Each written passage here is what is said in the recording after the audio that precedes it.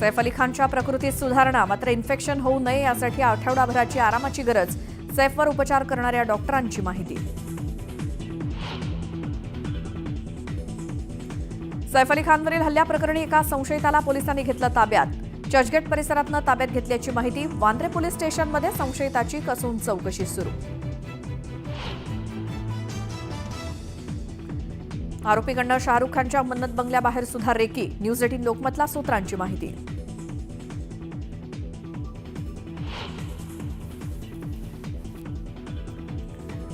ज्येष्ठ वकील उज्ज्वल निकम यांनी घेतली मुख्यमंत्री देवेंद्र फडणवीसांची भेट. दोघांमध्ये बंद दाराआड चर्चा. तर उज्ज्वल निकम संतोष देशमुखांचा खटला स्वीकारणार का, याकडे लक्ष.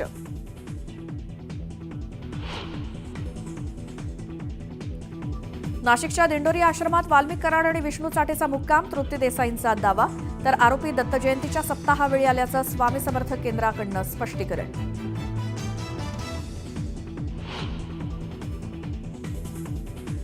पुणे नाशिक महामार्गावरती एसटी आणि टेम्पोची जोरदार धडक. भीषण अपघातात 9 जणांचा मृत्यू. मृतांच्या वारसांना 5 लाख रुपयांची मदत जाहीर. उद्यापासून राष्ट्रवादीचं शिर्डीमध्ये 2 दिवसीय अधिवेशन. अधिवेशनाला प्रकृती अस्वास्थ्यामुळे छगन भुजबळ अनुपस्थित राहणार अशी माहिती.